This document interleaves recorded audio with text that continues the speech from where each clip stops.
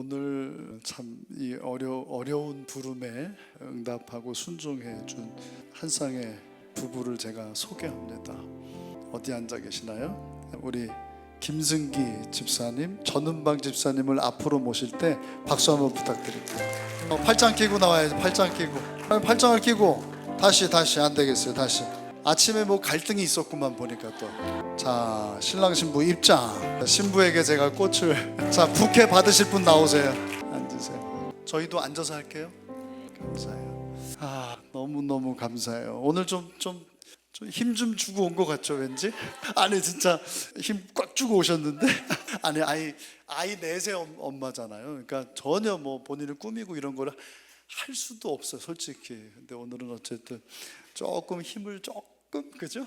그래도 아까 얘기 들으니까 오늘도 아침 챙겨서 먹이고 오고 진짜 대단한 엄마고 아내예요.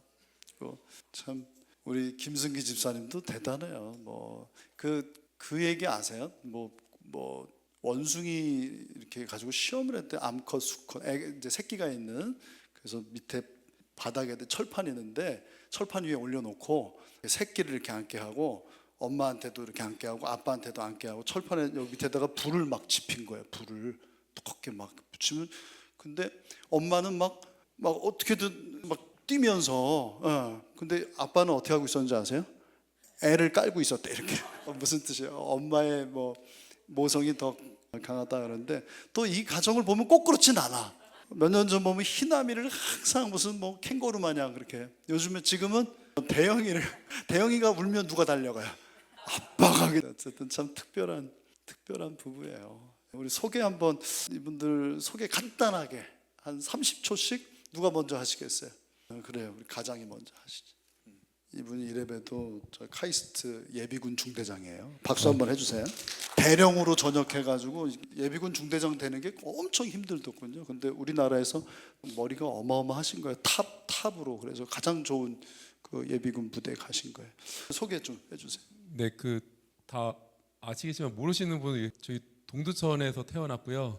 여기 무슨 김씨 그거 얘기해요. 예, 여기 동두천에서 태어났고 여기 조상님들이 고려 시대 이후로 넘어오셔가지고 그냥 토박이로 살고 있습니다. 그냥 그냥 돌아다니다가 이제 저희 군생활 끝나고 이제 예비군 중대장 하면서 여기 고향에 정착하게 하려고 했는데 중간에 넷째가 태어나가지고 다시 또 주말 부부 하다가 다시 와서 얼마 전부터 다시 동천에서 살게 됐습니다. 참 기적 같은 일이에요. 또 우리 아내 되는 전은방 집사님.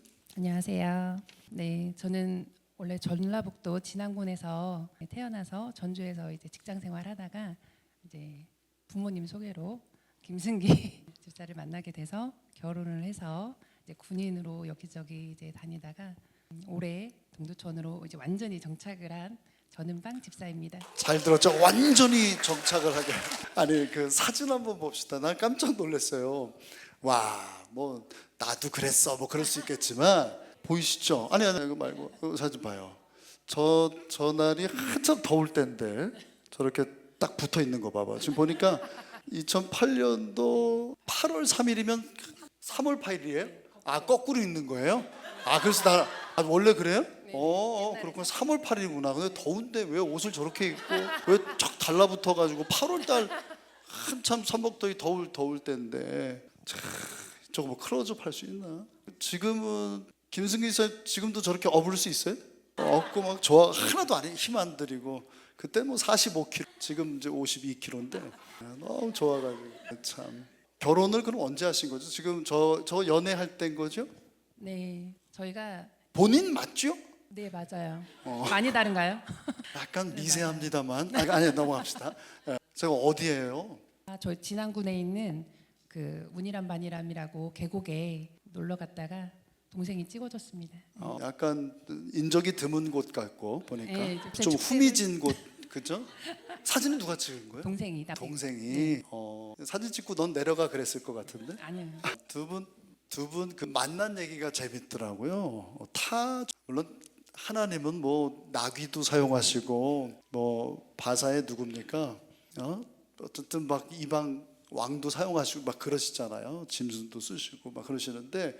주지 스님이 또 이 두 분의 만남에 개입하셨다. 그죠? 맞죠? 그 얘기 두 분이 만나고 결혼하는데 하나님이 주지 스님을 쓰셨더라고. 그 얘기 한번 해주세요.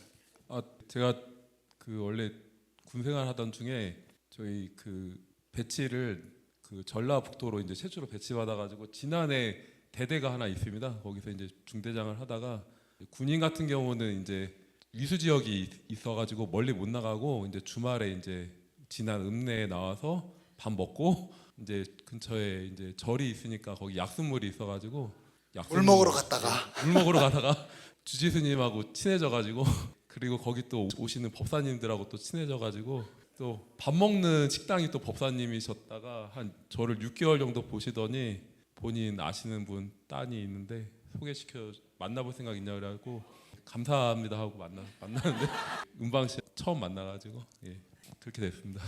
그랬는데 처음 만난 날 갈 데가 없어가지고 그 절을 간 거예요. 절 템플 데이트. 동짓 날이었는데 올라가서 이제 팥죽도 얻어 먹고 이제 주지스님이 여자분이세요. 그래가지고 서로 연락처는 교환했는지 물어보시더라고요. 그래서 막 서로 둘 다 쑥맥이니까 그 여자 주지 스님께서 서로 연락처 주고 빨리 받아. 하도 어설프니까. 막 최근해가지고 연락처 주고 받고 그랬다는 거잖아요. 네네네 적극적으로 연결을 해주셔가지고 네 그날 주지 스님이 내려갈 때 미끄러우니까 손도 꼭 잡고 내려가라고 하셨는데 그렇게 제가 진짜로 두 번이나 미끄러질 뻔한 거예요. 그 길이 내리막길이고 그날이 처음 만났는데 처음 만난 날 이제 용기를 내신 거예요. 주지 스님의 말씀도 있으셨고 그러니까 이제 첫날 손을 잡고 내려왔죠. 산에서. 박수 한번 해주세요. 하나님이 쓰시면 다 쓰신다니까요. 쓰세요. 근데 이제 그렇게 해서 그 상견례를 뭐 속전속결로 하셨다고 얘기를 하셨던 것 같은데. 아니, 처음에 만났는데 그냥 이렇게 봤을 때 이분하고 결혼을 해야 되겠다. 그냥 당연히 그냥 그런 생각이 그냥 들어서 저희가 보기에도 당연히 그래야 될 것 같았어요. 아까 상태를 보니까 우리 교회 미녀와 야수 좀 부부가 있는데 여기 너무 이쁘지 않았어요? 그렇죠? 무슨 아이돌 같아요, 진짜. 너무 몇 살 때인 거예요? 25살. 25살. 와, 참 얼마나 좋았을까. 그래서 결혼하는데도 또 금방 결혼도 상견례 하고 나서 얼마 만이라 했죠? 그러니까 이제 애들 아빠가 저를 만난 그 주에 이제 부모님에게 연락을 드려가지고 내려오시라고 그냥 무조건. 첫 만나고 다음 주에 그 다음 주에 주에 오신 상견례가 거예요. 이루어진 거야. 동두천에 계신 부모님을 얼른 내려오라고.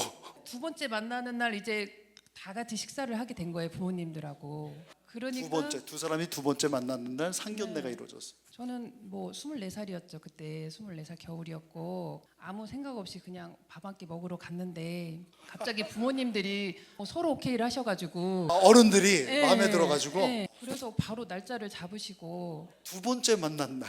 이거 무슨 뭐 고려 시대도 아니고. 그렇게 결혼을 했습니다. 7월달에 4월에. 근데 얼굴이 이렇게 슬퍼 보여요. 그때는 아무것도 몰랐을 때라 해맑았어요. 엄청 우리 김승기 집사님은 가정을 꾸리고 싶으셨대요. 가정의 쓴맛을 못 봐가지고 자기가 빨리 결혼하고 싶어가지고. 그런데 정말 너무너무 이 사람 절대 놓치면 안 되겠다. 맞죠? 마이크 대고. 네 맞습니다. 그래요. 그리고 신혼이 길지 않았죠. 출산을 오늘 첫째가 남준이가 와서 이제 한준이하고 아까 탁구 막 치던데 올라갔겠군요.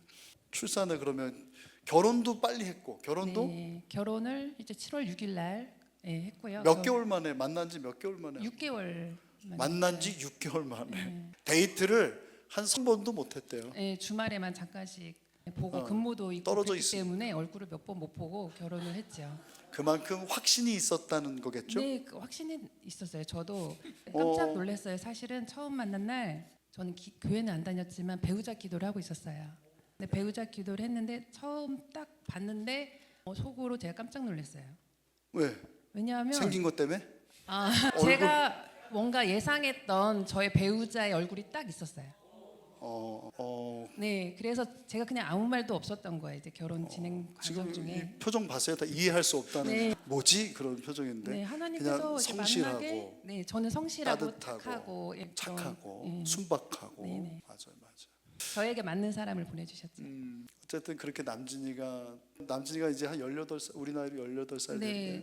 제가 직장을 다니고 있었어요. 그래서 다들 너무 안타까워했지만 제가 뭐 속도 위반인 줄 다들 생각을 하더라고요. 아, 속도 위반? 네, 제가 직장을 4월달에 그만뒀어요. 우리 교회에서 그게 흠이 아니에요. 네, 작년에 다 뭐, 봤어요. 아시겠지만 저는 속도 위반은 아니고 이제 결혼하고 초기에 이제 임신을 해서 허니문 채워서. 베이비군요. 네네, 바로 그래요. 그때부터 육아 결혼도 시작됐죠. 빨리 하고 신혼도 뭐 요즘에 기본적으로 1, 2년 막 3, 4년 요즘 그런데 바로 임신해 가지고 그래서 그랬을까? 그 산후 우울증이 상당히 심했다 그래요.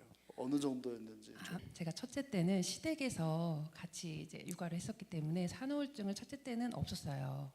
그런데 둘째 때 타지로 가서 하면서 혼자서 아이들을 이제 케어를 해야 되는 둘째가 이제 과정 태예요. 때 같이 월십하는 그 딸내미 있죠. 네, 그때 산후우울증이 굉장히 심하게 왔어요. 그리고 제가 이제 완모를 했어요, 아이들을 다. 그랬는데 둘째 여자아이다 보니까 빠는 힘이 약해서 잘 안 느는 거예요, 모유가. 그러다 보니까 2시간에 한 번씩 모유수유를 제가 13개월을 하다 보니까 우울증이 오죠. 잠을 못 자니까 사람이 이상해지더라고요. 큰 애도 챙겨야 되고 큰 애도 네, 손이 맞아요. 많이 갈 네. 때고. 그때 많이 힘들었어요.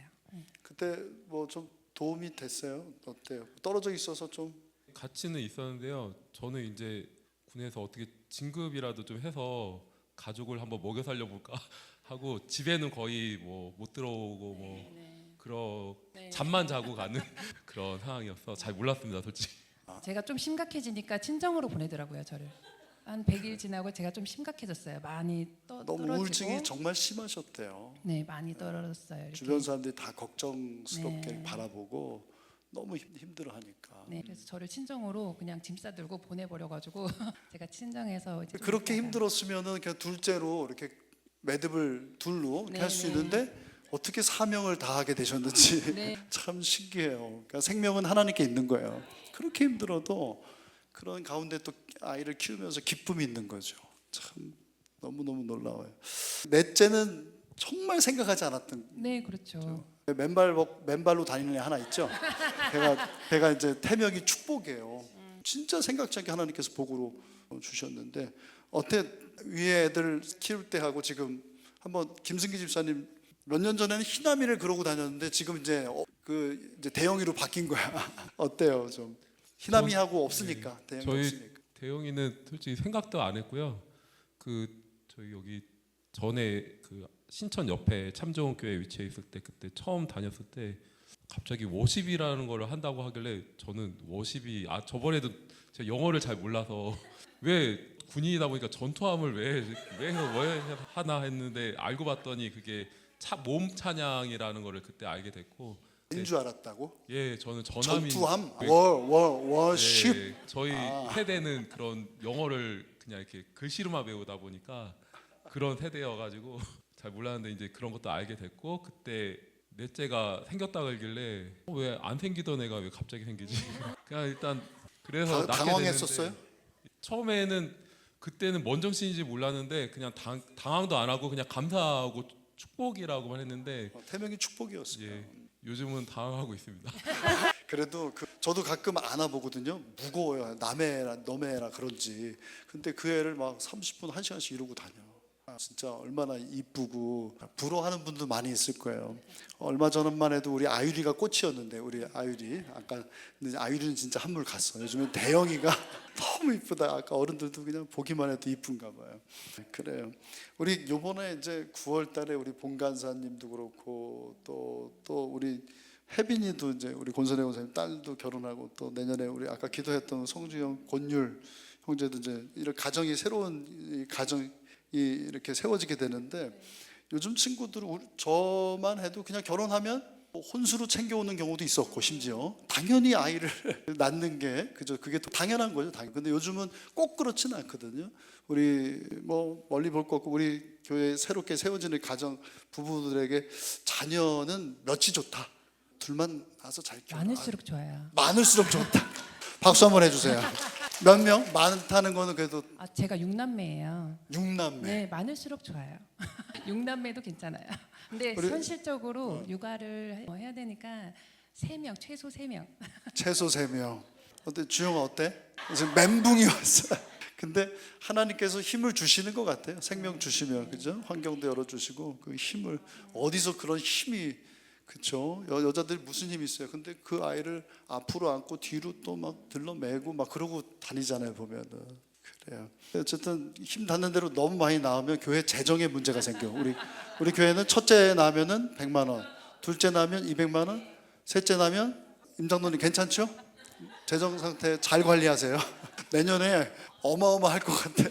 자, 어쨌든 넷째를 대영이가 이제 쉽지 않거든요. 애 셋을 이렇게 키우면서 학교 보내고 뭐 밥 먹이고 하면서 그래서 혼자 또 직장생활 하니까 그래서 넷째를 제 지인 목사님 소개로 저희 교회를 와서 이제 같이 신앙생활을 하게 됐던 건데 불가피하게 마음이 참 안타깝고 좀 서운하고 목사는 다 성도 욕심이 있잖아요. 그런데 그래서 진안으로 친정으로 내려가게 됐어요. 그때부터 얘기 좀 해봐 줄 수 있어요?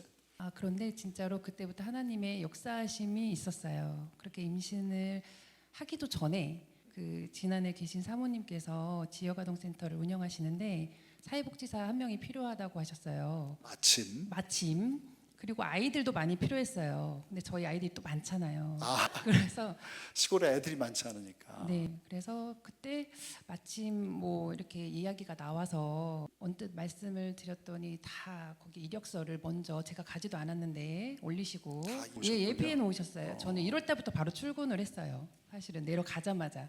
연말에 갔는데. 네, 크리스마스 때 딱 맞아, 올려드리고 맞아요. 갔는데 그때 월십 바로 1월에 갔어요. 출근을 하고 아이들도 다 등록을 하고 그렇게 제가 직장 생활을 한 거예요. 7월 달까지 이제 만사까지 8월에 출산을 했는데 바로 직장 생활을 아이들 했어요. 키우려면 또 재정적인 또 힘이 필요하잖아요. 네. 그런 일자리까지도 하나님께서 다 네. 예비하셨다는 거예요. 가서 또 목사님 얘기 들어보니까 거기서 또 시골 교회 그잖아요.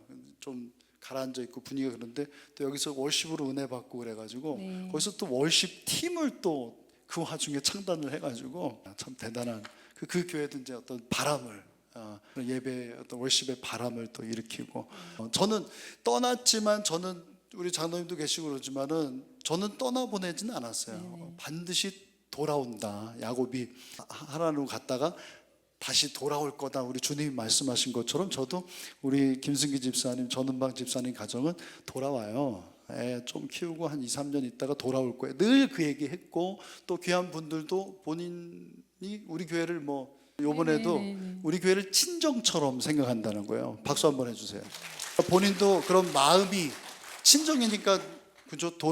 뭔 일 있으면 오고 와서 예배 같이 드리고 월도 올려드리고 그랬는데 그래도 다시 돌아온다는 게 쉬운 일은 아니었을 거예요. 그렇죠?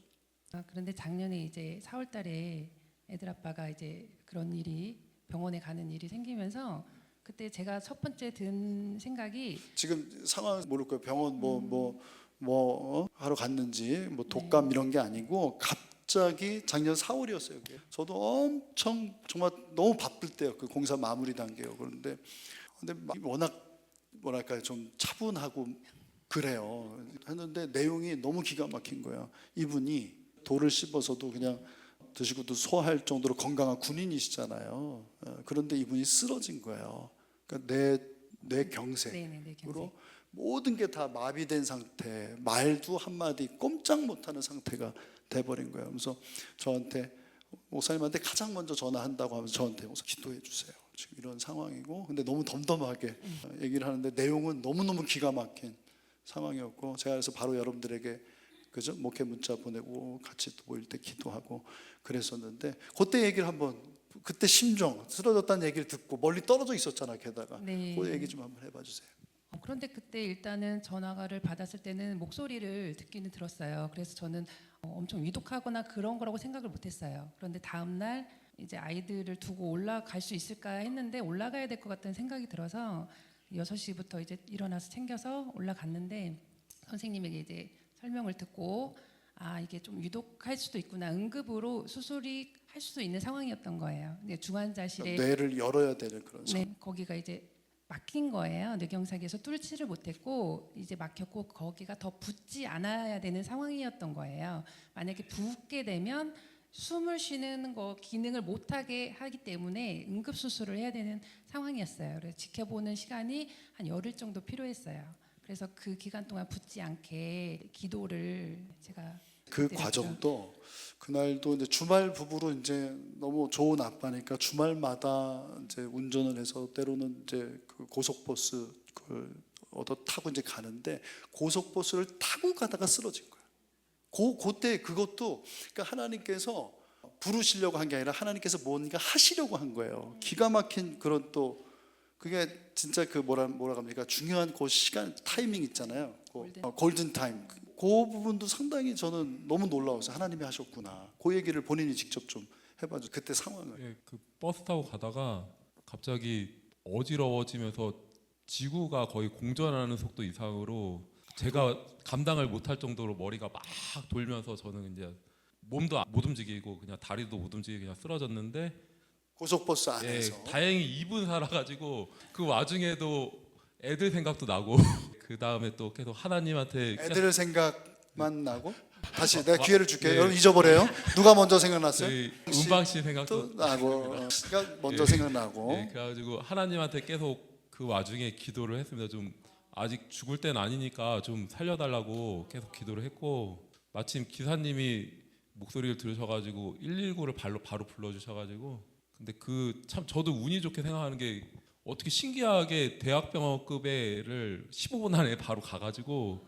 골든 타임을 네, 놓치지 않았어요. 고속버스 아닌데 그 고속버스 기사님이 바로 그 고속버스를 타고 병원으로 간 거야.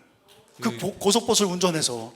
거기 근처에 바로 내려서 원래 처음에는 동네 병원으로 가게 돼 있었는데 거기 기사님이 제가 와중에 동네 병원 가면 아무래도 죽을 것 같다는 느낌이 딱 들어가지고 거기 또 들은 건 있다고 차병원이 좋다는 것도 언제 또 차의대학병원. 가지고 좋은 제가 병원이죠. 부탁을 해서 차병원으로 좀 데려달라고 근데 거기 기사님이 원래 저를 전담하시는 분은 안 된다고 콜 받은 대로 들어가는 게 원칙이라고 하셨는데 기사님이 구급차 기사님. 여기 차병원이라고 바로 그냥 떴어서 그냥 바로 들어가 버리셨습니다.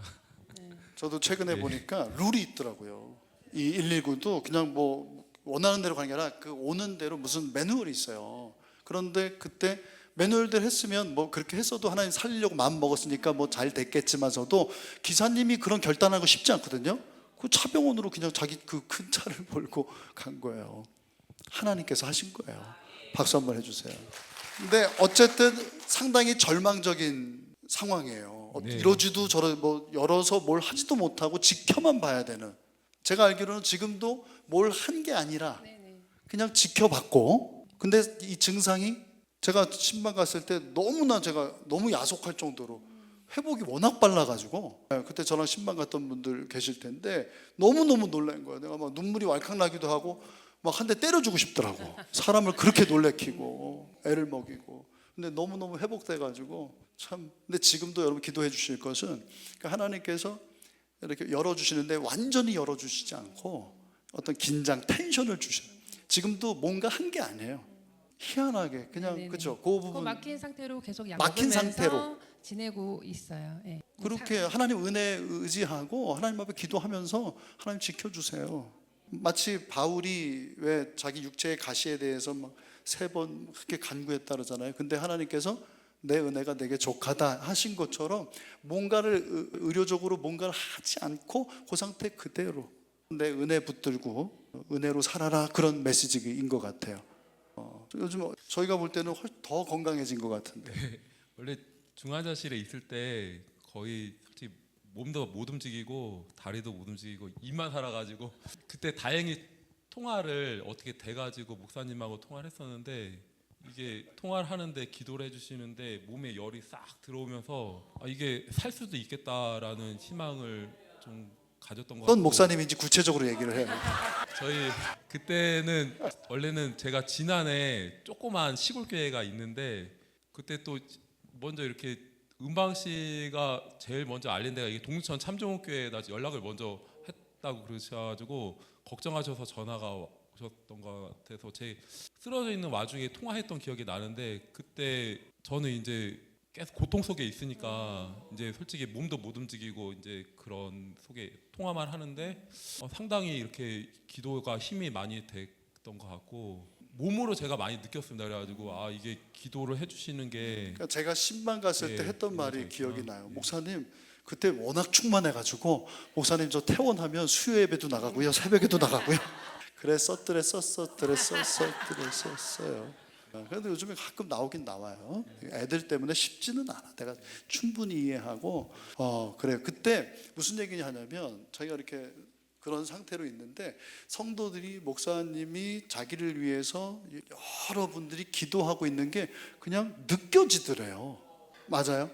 네, 그게 느껴졌고 신기하게 회복 속도가 저희가 교수님이 저를 예측한 회복 속도보다 너무 빨라가지고 교수도 당황했다는 예, 거예요. 예. 이런 케이스는 자기가 처음 본다고. 제가 그래가지고 그때는 솔직히 지금 모습 목사님은 제가 걸어다니는 모습을 보셨는데 거기 안에서는 아예 이렇게 누워만 있으니까 저도 그 움직인 것 자체가 예측을 못하는 속도로 일어나가지고 주변에서 그때 깜짝 놀라셨습니다. 예. 너무 감사해요. 박수 한번 다시 부탁드립니다. 그래서 사실은 이제 마음은 있었으나 이렇게 떨어져 지내다가 사실은 이렇게 다시 이 거주지를 옮긴다는 게 애들도 지난해에서 벌써 한 3년 네. 횟수로 네. 이렇게 하다 보니까 쉽지 않거든. 또 한참 전하기 또 쉽지 않잖아요. 한참 또 예민할 때이기도 하고 우리가 할 수 있는 게 아니에요, 그렇죠? 애들 셋, 넷 중에 뭐 대형이야 이제 아직 말을 잘 못하고 뭐 그러니까 그렇지만은 큰 애든 둘째든 나는 난 진한이 좋아. 여기서 학교 다니고 친구 여기 있으니까. 근데 아이들이 다 네. 그 동두천으로 아빠 옆으로 가자라고 하는 거 아이들이 다 네, 오케이 네. 했다는 거죠. 네, 오케이 했고 그때 처음에 놀랬어가지고 제가 이제 7월까지 재활을 하고 이제 혼자 지내야 하니까 여름방학 때 사실은 오려고 했어요. 그런데 네네. 이제 둘째가 6학년이어가지고 빨리 오려고 했었는데 네, 더 빨리 오려고 했는데 이제 졸업을 하고 갔으면 좋겠다. 태희가 그 전교 학생회장이었대요. 그래서 그 임기를 마치시느라고 그래서 올해 1월달에 네, 졸업하자마자 이제 왔고 그 가운데 저희가 그 집을 단독주택을 시부모님이 사시던 집으로 오게 됐는데 그 집이 이제 단열이 그 전에는 약했기 때문에 많이 추워서 리모델링을 한번 그 기간 동안 하고 이제 올라오게 된 거예요. 참 우리 김승기 집사님이 어렸을 때 살았던 그 오래된 30년 이상 된 네. 그 집을 참 이거 남자들의 로망인데 그렇죠? 고쳐가지고 본인이 거기서 뛰어다니던 그 단독 주택에서 이제 아이들을 키우게 된 거예요. 기적 같은 일이에요, 그렇죠? 그래요.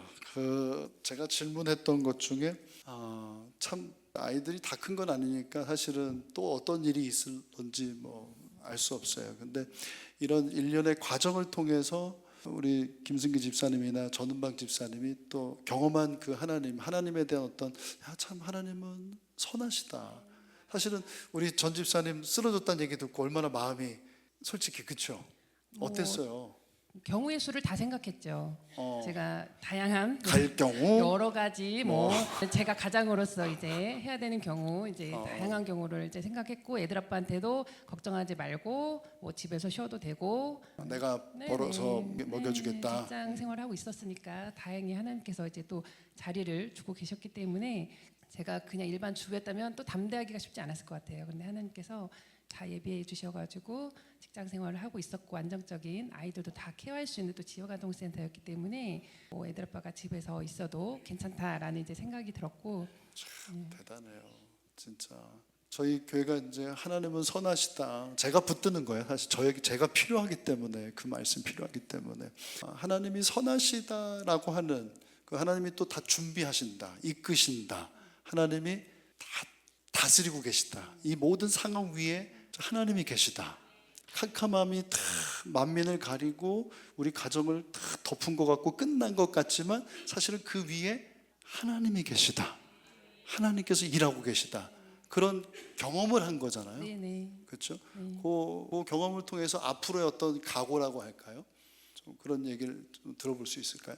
저는 그 인생을 살면서 이렇게 제가 지금 40대에 쓰러질 거라고 상상을 못 하고 살았는데 상상도 못한 일을 겪어보니까는 평상시에 막연히 하나님이 우리를 돕고 산다는 걸 솔직히 못 느끼고 그냥 이렇게 그때 가끔 힘들 때만 그냥 하나님을 찾고 했는데 요번에 제가 이렇게 하나님이 계시다고 이렇게 도움을 주시는 분이라는 거를 몸으로 직접 느꼈고 그거에 대해서 체험을 해봐서 이게 참 어떻게 보면은 저 개인적으로는 안 좋은 경험인데 이 경험을 통해서 제가 주말 부부를 떠나서 이제 주말 애들하고 부부 하는 게 너무 힘들었대요. 예. 동두천에 어느 날은 있고 싶어. 너무 힘드니까 업무도. 근데 또 애가 넷이니까 또 보고 싶고 또 아내가 얼마나 힘들까 생각하니까 워낙 착한 분이거든요. 그래서 그런 과정에서 사실은 뭐 하나님 하시는 일이지만 몸에도 좀 힘에 부쳤던 부분도 있고 그리고 어쨌든 남편 입장에서는 좀 아이들이 아내가 올라왔으면 좋겠다. 근데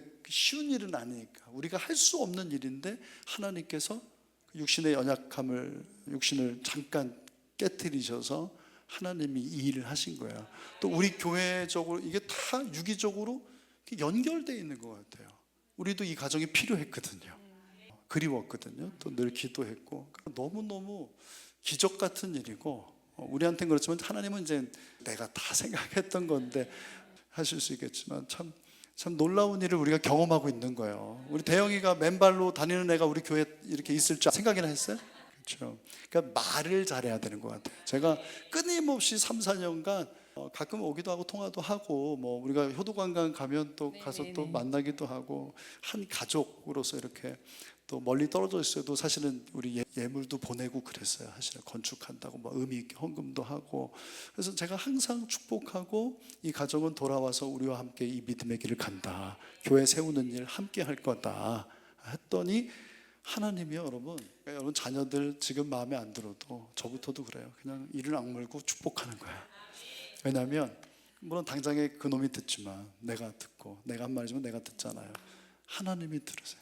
하나님은 들으시면 듣는 걸로 우리는 끝나는 게 많은데 하나님은 행하신다고요. 그러니까 여러분 감동이 있을 때 자꾸 너 뚱딴 부담스럽게 그렇게 하지 마시고 하나님이 주신 감동에 대해서는 순종하고 선포할 수 있게 바라요. 쭉 얘기하는 거예요 계속. 자, 제가 그 가장 존경하고 닮고 싶은 성경 인물 제가 여쭤봤거든요. 우리 전은방 집사님 누구라고 하셨죠? 네, 저는 바울 말씀드렸는데 그 이유는 바울이 전도를 굉장히 많이 하신 분이고 예수님이 돌아가신 후에 성령 체험으로 이제 증거를 하신 분이시기 때문에 저희도 다 같은 바울이지 않을까 일단 성령 체험을 할 경우에 이제 그리고 하나님께서는 결국에 원하시는 것은 저희가 지금 이렇게 예수님을 만나서 온전하게 이렇게 생활을 할 수 있는 것처럼 아직 못 만나신 분들을 또 이끄는 그것이 과정이기 때문에 앞으로 이제 저희 가정이 저희와 저 아이들이 그렇게 쓰임 받는 가정이 되기를 소망하는 거죠. 하나님께서 그런 서사를 주셨어요. 이야기거리를, 그죠? 간증거리를 바울과 같이 고넬료의 가정과 같이 그렇게 복음을 위해서 쓰임 받는 그런 이 가정 될 수 있기를 축복합니다. 우리 두 분한테 시간이 다 돼서 사실은 이 가정 제가 지난 월요일 날 인터뷰했나요? 사실은 한 2부, 3부 해도 될 만큼 스토리가 너무너무 재밌어요. 은혜롭고 지금 시간 관계상 마지막 순서를 해야 될 것 같은데 자녀들 가운데 다 안 아픈 손가락이 어디 있겠습니까마는 그래도 남진이한테 좀 미안한 마음 뭐 네네. 그런 마음이 있다 그래서 남진이 큰아들 오늘 있어요? 위에 올라갔겠군요. 영상 편지라고 할까요? 남진아 하면서 두 분이 아이들 전체한테 다 할 수는 없으니까 남진이한테 대표로 장남이니까 영상 편지 괜찮죠? 네. 제가 이제 둘째부터는 교회를 다니면서 키웠기 때문에 믿음 안에서 키워서 셋째, 넷째는 너무 기쁘게 키웠고 남진이는 제가 죄 가운데 키웠기 때문에 죄를 많이 졌어요 남진이에게. 그래서 산후우울증이 왔었던 것도 사실은 남진이한테 죄를 진 거에 대한 저 스스로를 제가 용서를 못 하겠는 거예요. 그래가지고 산후우울증이 심하게 왔었는데 그때 교회를 가서 이제 먼저 용서를 구하고 하나님이 용서를 제가 받았다고 생각을 하고 제가 저 자신을 먼저 용서를 하는 과정이 필요했어요. 그리고 아이들에게도 미안하다고 하고 그리고 이제 아이들에게 이제 해줄 말은 살아보니까 내가 하려고 하면 안 되더라고요. 제가 남지르를 제가 키우려고 했더라고요. 근데 그게 아니라 양육할 때는 감사함으로 맡기는 것밖에는 방법이 없고 그러면 너무 기쁘게 가정을 지켜주시기 때문에 제가 이제 고백할 것은 하나님께서 저희 가정을 결국엔 이끄시고 지켜주시고 하루하루 범사에 감사라고 하는 것이 그 살아있을 때 그 지옥과 같은 그걸 겪어보지 않으면 모르는 것처럼 제가 이제 평범해 보이지만 그 산후우울증 겪을 때 남진이와 그 겪었던 그 시간이 살아있는 지옥과 같은 시간이었거든요. 노무에게. 그래서 남진이에게 너무 미안하고 그럼에도 불구하고 회복시켜 주시고 만나 주시고 또 이렇게 온전한 가정으로 저희가 또 하나님 앞에서 이렇게 간증하면서 기쁨을 나눌 수 있는 그런 간증할 수 있는 가정으로 세워주셔서 너무 감사합니다. 그래요. 우리 아빠가 마지막으로 남진아 사랑한다 한번 해주세요. 우리 아이들 남진아, 태희야, 뭐 이나마, 대영아 이렇게 사랑한다. 아무래도 첫째가 제일 힘든데 첫째 아들 남진이가 고생 많이 했고요. 그 다음부터 뭐 태희하고 뭐 희남이하고 대영이는 뭐 위에서 이제 눈치 보면서 아 형이 이렇게 오빠가 이렇게 혼나는구나 하면은 눈치껏 잘 피해가지고 한 것 같고요. 아무튼 첫째가 제일 고생 많이 한 것 같습니다. 예, 감사합니다. 네. 큰 애들이 어느 집이나 큰 애들이 쓰임 받는 것 같아요. 참 은혜였죠. 은혜였고 지금 순간순간은 참 힘들어요. 하나님이 좋게 해주실 거다. 우리 집사님 두 분 가정만 봐도 얼마나 작년 4월 진짜 잔인한 4월 어떻게 이런 일이 하는 그런 거. 근데 하나님이 다 예비해 놓으셨잖아요. 사실은 항상 그러했어요. 우리가 잊고 사는 거죠. 오늘 본문 같은 경우에 어떤 상황인지 아시죠? 오늘 본문 한번 잠깐 띄워봐 주시겠어요? 시간 많이 갔지만은 요셉이 한 이야기잖아요. 요셉 애굽의 총리를 지냈던 요셉이 고생 많이 했죠. 버림받았죠. 어찌 보면 아버지의 그 야곱의 편애에서 시작됐다고 하지만은 사실 아버지의 버림을 아버지가 조금 더 세심했다면, 왜냐면 형제가 12이나 되니까 게다가 배도 다 갓기고, 그래서 결국에는 형들에 의해서 구덩이에 빠졌다가 죽이면 뭐하냐, 몇 푼이라도 더 그래서 은 20냥의 애굽의 종으로 팔리고, 그래도 요셉은 끝까지 그래도 믿음을 지켰고 하나님이 함께 하셨어요. 성경이 그렇게 얘기하니까 종살이를 하는데 하나님께서 그와 함께 하심으로 그가 형통한 자가 되어 그러잖아요. 그런데 또 고난이 찾아와요. 억울한 누명을 써. 참 기가 막힌, 어떻게 그 힘든데도 믿음 지키고 그렇게 그 어린 것이 그렇게 했는데 결국 또 옥살이를 하게 되잖아요. 거기서도 믿음이 잃지 않고 성실하게 했는데 거기서도 사람들에게 잊혀지고 그런 고난과 역경과 시련의 세월을 보내게 되는데, 우여곡절 끝에 그 애굽의 바로의 꿈을 해몽하고 애굽의 총리로 가서 본인이 하나님께서 예언하게 하신 대로 7년 풍년, 신기하죠. 그리고 그 대비했죠. 7년 기근에 대비해서 뭐 애굽이 엄청난 그런 강대국이 된 거예요. 그러니까 막 요셉은 이름이 점점 높아지는 것이죠. 그때 이제 전 세계에 기근이 드니까 열방이, 주변 나라들이, 주변 사람들이 다 어디로 몰려들어요. 지금 우리가 전쟁으로 인해서 그런 경험하는데, 그때 누가 와요? 자신을 버렸던, 죽이려고 했던 형제들이 오게 되잖아요. 형제들은 처음에 몰라봤죠. 근데 나중에 요셉은 알았죠. 어떻게 그걸 잊어요? 내 원수잖아. 사실은 원수와 나를 죽이려고 했으니까 죽인 거죠. 사실은 그 10수년 그 얼마나 힘들었겠어요. 그런데도 그 형제들을 어떻게 합니까? 용서하고 안아주죠. 형제들은 엄청 두려웠는데, 근데 그렇게 총리니까 엄청난 또 아주 그 대접을 받죠. 고센 땅이라고 하는 곳을 이렇게 불화를 받아가지고 그렇게 살다가 야곱이 참 세월이 너무 험해서 그랬을까요? 어쨌든 뭐 정해진 거니까 아버지가 돌아가시게 돼요. 아버지가 돌아가시고 나니까 형제들이 어떤 마음이 들었어요? 두려운 마음이 들어요. 왜? 요셉이 아버지 상 많이 받아, 아버지 때문에 참고 그래도 이렇게 품어줬는데 아버지가 돌아가셨으니까 이제 복수할 거다 생각한 거예요. 그래서 형제들이 뭐 도둑이 제발 저린다고 막 두려운, 그 이제 동생이 아니라 애굽의 총리, 자신들 죽이려고 했던 그런 요셉 앞에 엎드리는 거예요. 납작 엎드려서 어떻게 해달라고요? 살려달라고. 근데 그때 요셉이 본문 한번 띄워봐 주세요.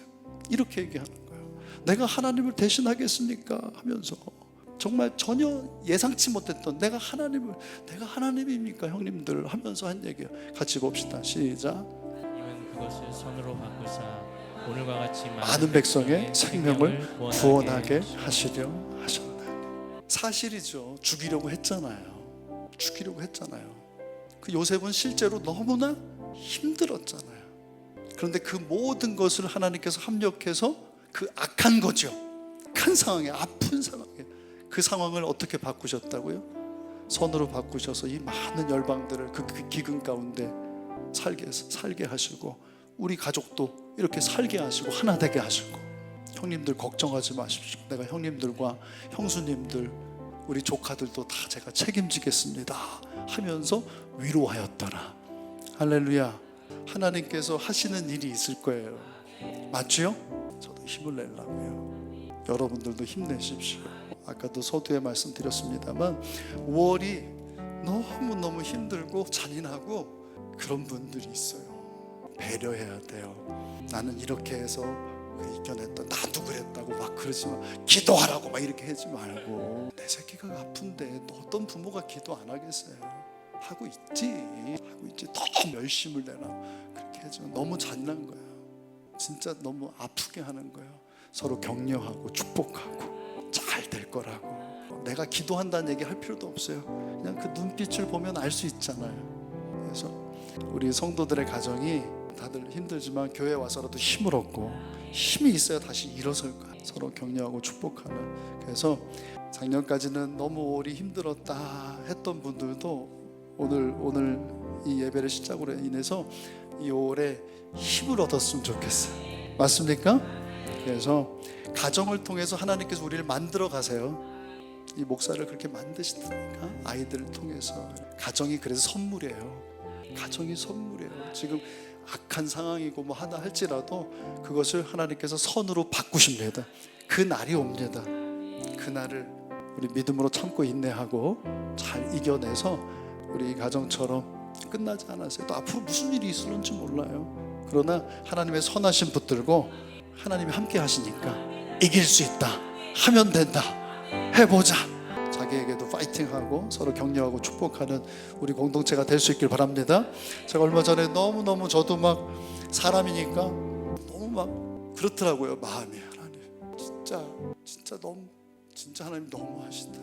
근데 기도했어요. 또 하고 지난 하나님의 선하심, 제가 경험했던 하나님의 선하심 붙들고 말씀 읽고 또 기도하고. 그래서 제가 목사인 게 여러분들한테는 참 민폐고 힘들지만 나는 너무 다행이다, 너무너무 감사하다 라는 생각을 했고, 그런 가운데 하나님이 그 와중에 내가 너무너무 드라이하고 막 조금만 이렇게 해도 막 상처가 피가 날 것 같은 그런 심령의 상태였는데 하나님이 주시는 그런 평안함이 있더라고. 바보같이 하나님의 은혜에 또 당했어요. 내가 너와 함께 한다. 깜깜한 것 같지만 일어나 빛을 발해라. 하나님의 영광이 내 위에 있다. 하나님 나와 함께 하신다. 선하게 인도하신다라고 하는 확신이 들어오면서 알 수 없는 또 그런, 어처구니 없지, 남들 보면 미쳤다 그럴 거야. 그런 어떤 평안함이 있더라고요. 그런 평안함을 누리는 여러분들 될 수 있기를. 우리 하준이도 지금 엄청난 싸움을 하고 있거든요. 엄마 아빠도 그렇고요. 가정 다 이런저런 다 있어요. 내용은 다르지만, 정도도 조금 다르지만 자기가 제일 아픈 거예요. 우리 믿음의 동료들은 그걸 인정해줘야 돼. 그게 뭐 그러지 마요. 자기가 제일 아픈 거야. 하나님 주시는 평안을 달라고. 우리